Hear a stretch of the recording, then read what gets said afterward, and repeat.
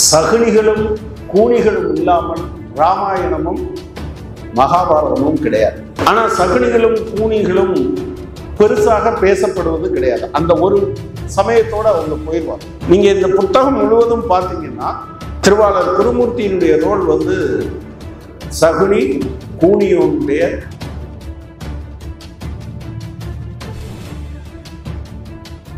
அது இவர்கள் தர்மத்துக்கு யுத்தம் நடத்துகிறோம் என்று சொல்வது தேசத்தினுடைய நலனுக்காக யுத்தம் நடத்துகிறோம், பெரும் பணக்காரர்களை எதிர்த்து யுத்தம் நடத்துகிறோம் என்று சொன்னவர். அவங்க சொன்னாங்கல்ல, ராஜீவ் காந்தியவும் ஒழிச்சு கட்டணும்னு அவர் சொல்றாரு. உடனே இவர் ஆமா அதை நான் ஏற்றுக்கொண்டேன், சரிதான். எவ்வளவு தென்னாவட்டு! அந்த 444 226 பேர் காங்கிரஸில் இருந்து என்பது பயங்கர ஷாக்கிங். அவனுடைய வாங்குதிறன், இவங்களுடைய தாங்குதிறன், இது ரெண்டையும் அது வெளிப்படுத்துகிறது.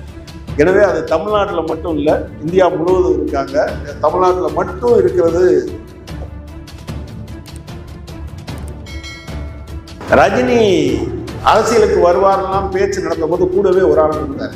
யாரு? நல்ல உயரமா ஆஜான பாகமான ஒரு ஆள், அர்ஜுனமூர்த்தி. இப்போ நீங்க டிவியில பாத்தீங்கன்னா அவர் வந்து பாஜகவினுடைய ஸ்போக்ஸ் பர்சன். நீங்க டெபியூட் பண்ணுவாங்க பல இடத்துல.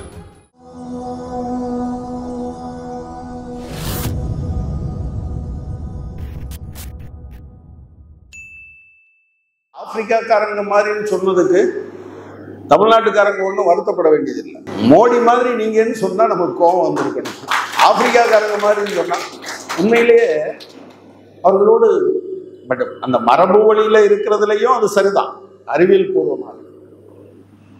கிரிக்கெட் விளையாட்டுல வெஸ்ட் இண்டீஸ் விளையாடும் போது மட்டும் அவங்க எதிராளியினுடைய பந்து வீச்சையும் மட்டை அடியையும் அல்லது அவங்க பந்து பிடிக்கிறதையும் தடுக்கிறதையும் அவங்க ரசிக்கிறத முகத்துல பார்க்க முடியும். இந்த ட்ரூ ஸ்போர்ட்ஸ்மேன்ஷிப்னு சொல்லுவாங்கல்ல, அதை அவர்களிடம் பார்க்க முடியும். அது அது அந்த அந்த குணம் எங்கிருந்து வருகிறது? கலர்ல எனக்கு என்ன பிரச்சனை? ஆக்சுவலா பூமிக்கு எந்த பக்கம் இருக்கிறோம், சூரியன் எவ்வளவு நாள் நம்ம பக்கத்தோட இருக்கு என்பதோடு சம்பந்தப்பட்டது. அதை சொல்லுகிற போது அதை பிறப்போடு சம்பந்தப்படுத்தி பேசுகிறவன் தான் நம்ம இழிவுபடுத்துகிறோம்.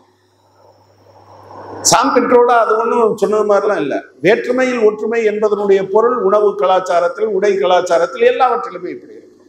சரி, அது இருக்கட்டும். தோழர்களே, சகுனிகளும் கூனிகளும் இல்லாமல் ராமாயணமும் மகாபாரதமும் கிடையாது.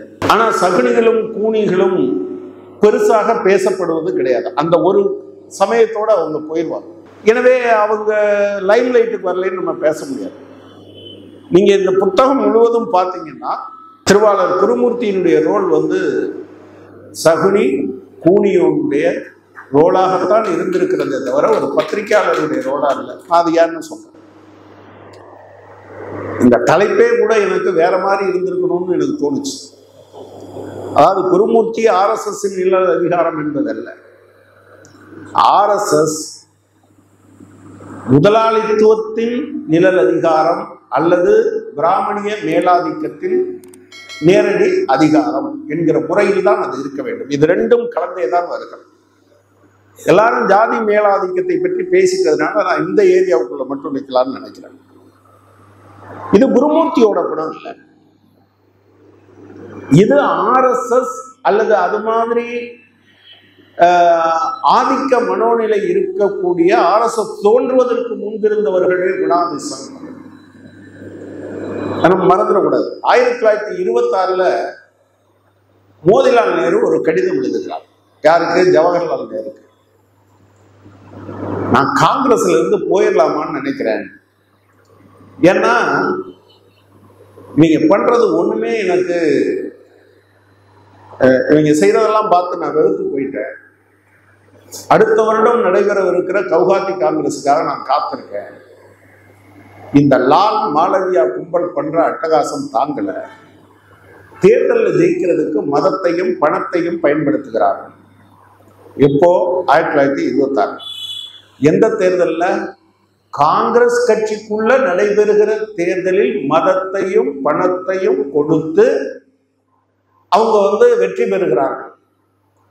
அவர் லால் மாளவியா கும்பல் என்று அந்த அந்த வார்த்தையை அவர் தான் சொல்றார். அந்த கும்பல் என்கிற வார்த்தையும் மோதிலால் நேருடைய வார்த்தை தான். அவர் வந்து லாலா லஜபதி ராயையும் அதே போல மதன் மோகன் மாளவியாவையும் தான் அவர் குறிப்பிடுகிறார். ஏஜி நூரானியினுடைய அந்த RSS ஒரு அச்சுறுத்தல், இந்தியாவுக்கு ஒரு அச்சுறுத்தல் என்கிற புத்தகத்தில் வருகிற ஒரு பகுதி அது. எனவே இது குருமூர்த்தியோட குணம் கிடையாது. இந்த மேலாதிக்கத்தை நிறுவ விரும்புகிறவர்கள் எல்லோருமே இந்த மாதிரி செய்வாங்கிறத நம்ம பார்க்க முடியும். அதை இந்த புத்தகம் முழுவதும் நம்மால் உணர முடியும். இன்னொரு விஷயம் என்னன்னா, நான் சொல்லும்போது சொன்னேன், முதலாளித்துவத்தினுடைய நிழல் அதிகாரம். இவர் யாருக்கெல்லாம் பஞ்சாயத்து பண்ணியிருக்காருன்னு பாருங்க. அந்த லிஸ்ட்டை பார்த்தீங்கன்னா தெரியும். அதுல தோழர்கள் சொன்னாங்க, இந்த பஞ்சாயத்துல ஒரே ஒரு இடத்துல மட்டும்தான் அவர் சொல்றாரு, நான் மனோஜ் சந்தாலியா பக்கம் நியாயம் இருந்தது, அதனால நான் அவர் பக்கம் நிற்கிறேன்னு சொல்றாரு. ஆனா எக்ஸ்பிரஸ் என்ன பண்ணியிருக்காங்க, ஒரு காலத்துல நான் துக்ளக்க மாஞ்சு மாஞ்சு படிக்கிற வாசகம் பார்த்துக்கங்க, அதை கையில வச்சிருக்கிறத பெருமையா நினைச்சிட்டு இருந்தவர். பெருமைனா அவ்வளோ பெருமை எனக்கு. ப்ராப்ளம் என்னன்னா, அடுத்து வேற ஒரு நேரத்தின் போது அது அவ்வளவு சுத்தம் சுயம்பிரகாசமான நடுநிலை பத்திரிகை என்று நம்பிக்கொண்டிருந்த நான் அவங்க மாற்று கருத்தை பிரசுரிக்க மறுத்த போது, அருண்சோரியோட ஒரு கட்டுரையை, கம்யூனிஸ்ட் இயக்கத்தை ரொம்ப இழிவுபடுத்தி எழுதின கட்டுரையை அவங்க வெளியிட்டிருந்தாங்க இல்லஸ்ட்ரேட்டட் வீக்லியில.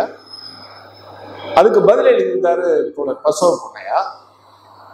அதை தடைக்கல்லாகும் தத்துவம்னு தமிழ்ல எழுதியிருந்தாங்க. நான் கம்யூனிஸ்டுகளோட அப்போது ஆரம்ப கால அறிமுகம், அவங்களோட பேசிட்டு இருந்த போது என்னை முத கம்யூனிஸ்ட் இயக்கத்துக்கு அறிமுகப்படுத்தின ஒருத்தர் சொன்னாரு, முட்டாத்தனமா யோசிக்கிறீங்க, சரி அவர் நடுநிலையாளர்னா ஒரு கேள்வி எழுதுன்னாரு.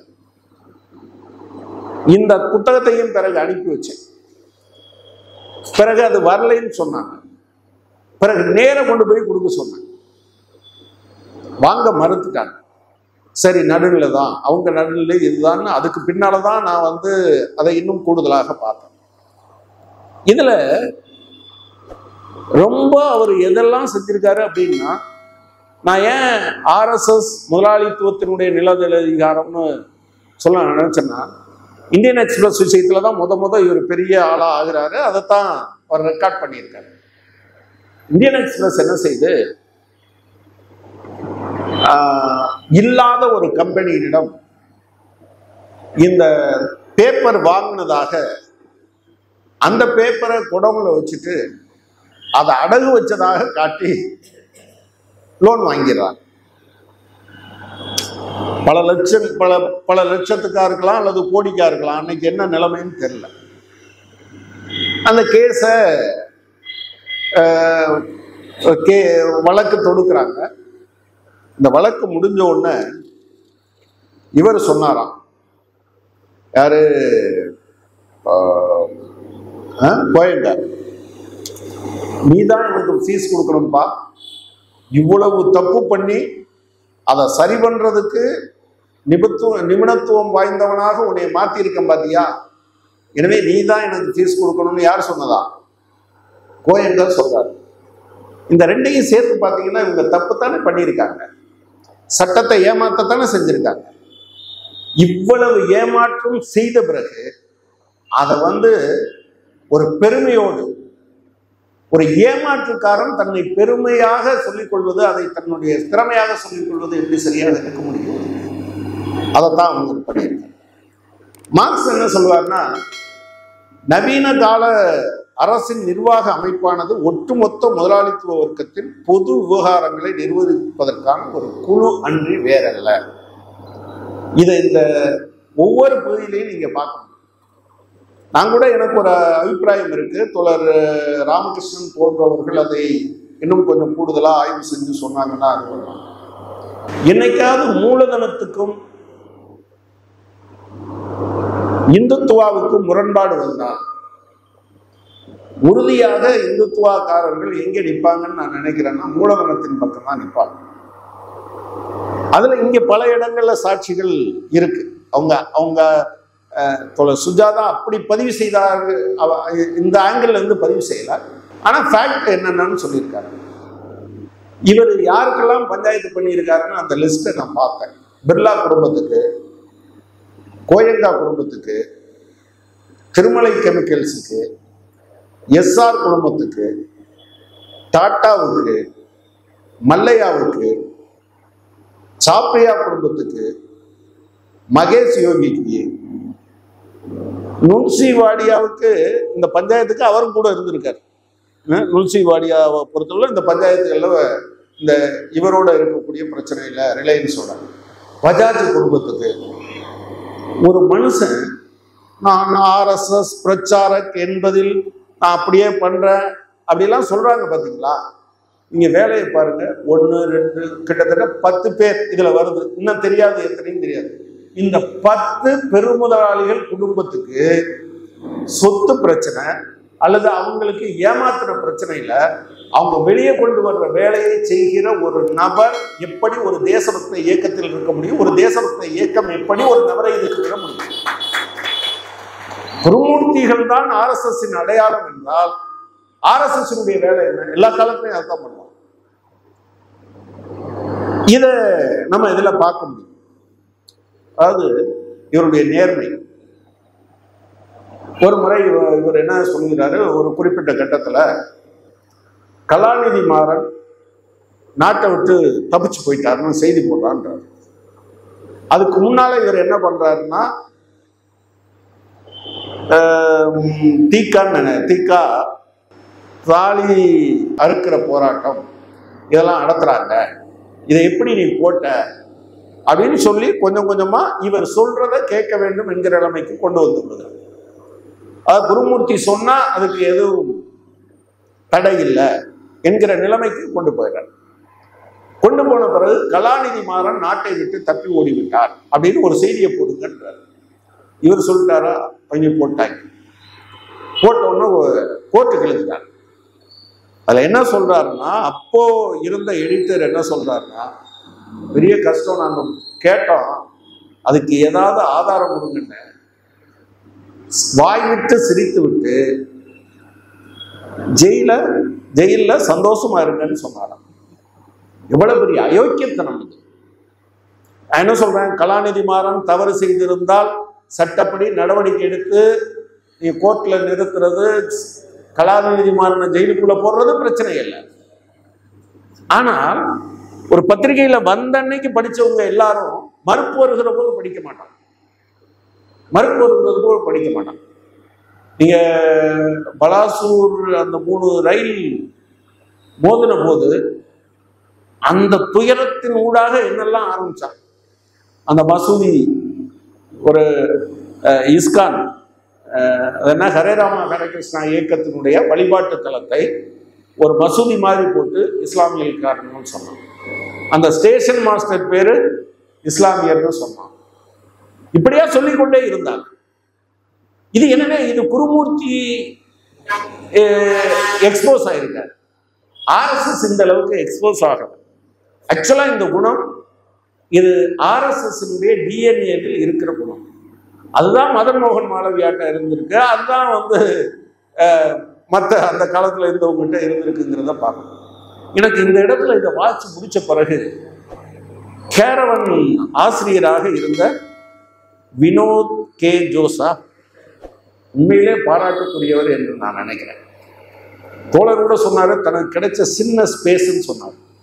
இது நான் பெரிய ஸ்பேஸா பார்க்கிறேன்.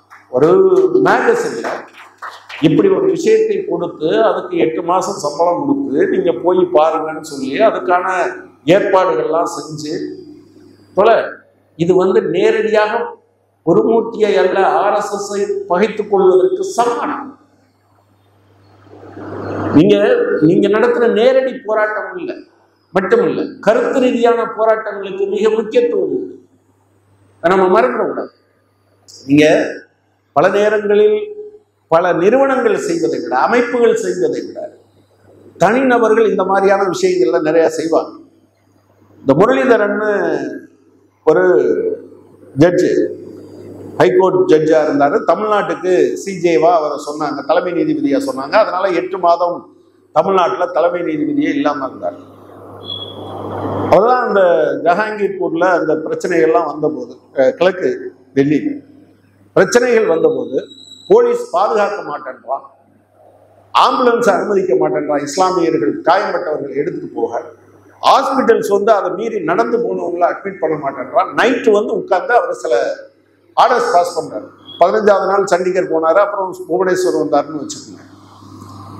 அவரைத்தான் அந்த இடத்துக்கு கொண்டு வரக்கூடாதுன்னு அவங்க முடிவெடுத்தாங்க. அவர் எனக்கு தெரிஞ்சு இந்த நடுநாளுமுலை கிணறுன்னு தூத்துக்குடி மாவட்டத்தில் ஒரு இடம், தலித்துகள் மீது தாக்குதல், கோர்ட்டுக்கு போனோம், அதெல்லாம் நடந்தது. சுப்ரீம் கோர்ட்ல இவர் தான் எங்களுக்கு அட்வொகேட். அந்த மக்கள் ஒரு 23 லட்சம் ரூபா அவங்களுக்கு காம்பன்சேஷன் கிடைச்சது. ஒரு நயா பைசா கூட அந்த காலத்தில் ஃபீஸ் வாங்கல. அவர் பிறகு அவங்க ஒரு 10% கலெக்ட் பண்ணி ஊர்ல இருக்க ஃபண்டில் ஒரு 10% 20,000 போட்டு 2.5 லட்சம் ரூபாயை எங்கிட்ட கொடுத்து அனுப்ப சொன்னாங்க. நாங்கள் அப்போ அந்த 2.5 லட்சம் ரூபாயை அனுப்பினோம். ஒரு வாரம் கழிச்சு அவர்கிட்ட ஒரு லெட்டர் வந்தது. அதோட அந்த டிமாண்ட் டிராஃப்டும் இணைந்தே வந்தது. ஒரு ஆங்கிலத்தில் எழுதியிருந்த கடிதத்தின் சாரம், இந்த வழக்கை என்னை நம்பி ஒப்படைத்ததே எனக்கான மிகப்பெரிய சன்மானம், எனவே இது கூடுதல் சன்மானம், திருப்பி அனுப்புகிறேன்னு அனுப்பியிருந்தார்கள். தனி நபர்கள் நடத்துகிற போராட்டம் இருக்கு இல்லையா, நீங்க வெளியே நீங்க பார்க்கிற போது. எனவே அந்த வகையில நான் இப்படி பல விஷயத்தை, ரொம்ப தெரிஞ்ச விஷயத்தை, மேலோட்டமா தெரிஞ்ச விஷயத்தை ரொம்ப வலுவான கருத்துக்களாக முன் வச்சிருக்காங்க. காங்கிரஸ் முகமூடி, அதுல கூட நான் காலையில அவங்க சுஜாதாட்ட சொன்னேன், தமிழகத்தில் காங்கிரஸ் முகமூடியில் யாரு RSS காரர்கள் இருந்தார்கள், இருக்கிறார்கள் என்பது சரியல்ல. இந்தியா முழுவதுமே அப்படித்தான் இருக்காங்க பல பேர். அதுல நீங்க ரஜினி அரசியலுக்கு வருவாரெல்லாம் பேச்சு நடந்த போது கூடவே ஒரு ஆள் இருந்தார். யாரு? நல்ல உயரமா ஆஜான பாகமான ஒரு ஆள், அர்ஜுனமூர்த்தி. அர்ஜுனமூர்த்தி இப்போ நீங்க டிவியில பாத்தீங்கன்னா அவர் பாஜகவினுடைய ஸ்போக்ஸ் பர்சன். நீங்க டெபுட் பண்ணுவாங்க பல இடத்துல. போன தேர்தலுக்கு முன்பாக விளவங்கோடு தொகுதியில இந்த இவங்க விஜயதாரணியை நிப்பாட்டக்கூடாதுன்னு பொதுவான ஆட்கள்லாம் சொன்னாங்க.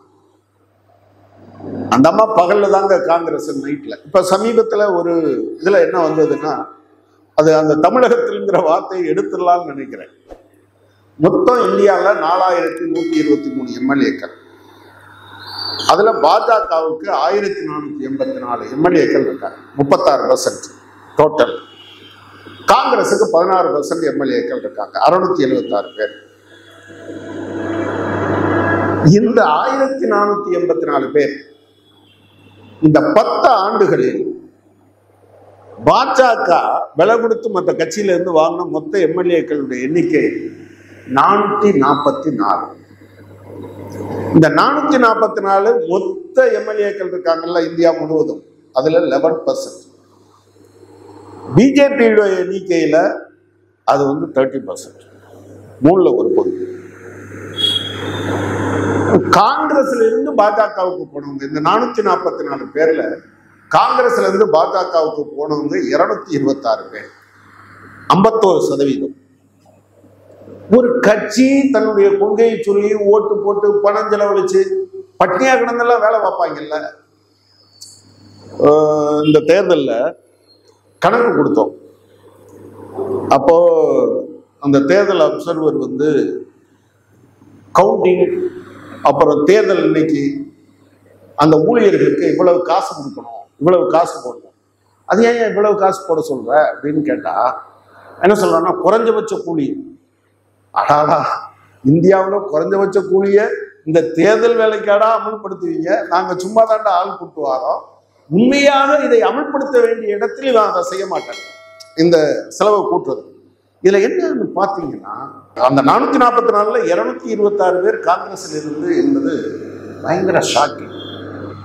அவனுடைய வாங்குதிறன், இவங்களுடைய தாங்குதிறன், இது ரெண்டையும் அது வெளிப்படுத்துகிறது. எனவே அது தமிழ்நாட்டில் மட்டும் இல்லை, இந்தியா முழுவதும் இருக்காங்க. தமிழ்நாட்டில் மட்டும் இருக்கிறது அப்படி சொல்ல வேண்டியதில்லைன்னு நான் நினைக்கிறேன். அதாவது ரிலையன்ஸை எப்படி காங்கிரஸுக்கு கொண்டு வந்து சேர்த்தாங்க. இன்னொரு அவமானகரமான செய்தியும் சொல்லணும். எப்படி நான் துக்ளக்குக்கு வாசகணும், அதே மனநிலை எனக்கு என்ன இருந்ததுன்னா, இவர் ரிலையன்ஸை எழுத எழுத ஒரு பெரும் முதலாளிகிட்ட இந்த ஆள் இவ்வளவு தூரம் சண்டை போடுறானே அப்படின்னு அதையெல்லாம் சேகரித்து வேற வச்சிருந்தேன். இப்போ மொத்தத்தை ஒருவேளை இருக்கலாம், வீடு மாறி சென்னைக்கு வந்துட்டதுனால எங்கேயாவது கிடக்கும், அதை ஃபைல் பண்ணி வச்சிருந்தேன். அது இவர்கள் தர்மத்துக்கு யுத்தம் நடத்துகிறோம் என்று சொல்வது, தேசத்தினுடைய நலனுக்காக யுத்தம் நடத்துகிறோம், பெரும் பணக்காரர்களை எடுத்து யுத்தம் நடத்துகிறோம் என்று சொன்னவர், அவங்க சொன்னாங்கல்ல ஒழிச்சு கட்டுறது. அது யாருக்கு? ராஜீவ் காந்தியவும் ஒழிச்சு கட்டணும்னு அவர் சொல்றாரு. உடனே இவர் ஆமா அதை நான் ஏற்றுக்கொண்டேன், சரிதான். எவ்வளவு தெனாவட்டு இதுக்குள்ள இருக்கிறது. இதுதான் அவர்களுடைய இயல்பு. இந்த இடத்துல ஒண்ணு சொல்லணும். அதாவது கம்யூனிஸ்ட் கட்சியில ஜோஷி, அவர் தான் பெரிய காந்தி காலத்துல சமகால தலைவராக இருந்தார். இந்தியா முழுவதும் ஒரு ஸ்தாபன கட்டமைப்பை உருவாக்கினார். வழக்கம் போல காந்தி நிறைய கேள்வி எல்லாம் கேட்டுட்டு இருந்தாரு. உங்களுக்கு வெளிநாட்டுல இருந்து பணம் வருதாமே, பெண்களை எல்லாம் பொதுவாக்கிடுவீங்களாமே அப்படின்லாம். இவர் போய் பேசிட்டு வருவாரு, சில நேரம் டிஸ்கஸ் பண்ணிட்டு வருவாரு, கடிதம் எழுதி வருவாரு. ஆக்சுவலா நம்ம new century Bookers Gandhi Joshi கடித போக்குவரத்துன்னு ஒரு அதை எல்லாத்தையும் தொகுத்து போட்டிருக்காங்க. அப்புறம் அவர் சம்பந்தம் இல்லாம காந்தி பேசுறதெல்லாம் கேட்டுட்டு ஜோஷி என்ன கேட்பார்னா, காந்தியுடைய உதவியாளர்கிட்ட இந்த சியாமா பிரசாத் முகர்ஜி யாரும் வந்துட்டு போறாரா அப்படின்னு கேட்பார். அவர் ஆமா, அவரும் அடிக்கடி உங்களை மாதிரி டிஸ்கஸ் பண்ணிட்டு போறாரு. அந்த காலத்துல இருந்து இந்த கோல் சொல்ற வேலை என்பது அவங்க டிஎன்ஏலயே இருந்திருக்கு. அந்த சியாமா பிரசாத் முகர்ஜி தான் பிறகு ஜனசங்கத்தை ஆரம்பித்தார். அது அந்த கதையெல்லாம் இருக்கு. எனவே இவங்க ரிலையன்ஸுக்கு எதிரான போராட்டமோ வேறு எந்த விஷயமோ தேச நலனில் இருந்து, நாட்டின் நலனில் இருந்து இல்லை என்பதை நாம் புரிந்து கொள்ள வேண்டும். நாளைக்கு ஒரு காலேஜ் படிச்சுட்டு ஸ்பிக்ல வேலைக்கு சேர்ந்த புதுசுல எனக்கு இதெல்லாம் அது என்ன ஒரு ஸ்டேட்டஸ் சிம்பிள் மாதிரி துக்ளக் வச்சிருக்குது. நல்ல வேலை அந்த ஜெயகாந்தன் படிக்கிற ஒரு நல்ல பழக்கம் இருந்துச்சுன்னு வச்சுக்கோங்க. இப்போ தோழர் சொன்ன மாதிரி இந்தியன் எக்ஸ்பிரஸ் எளிதாக இருக்கும்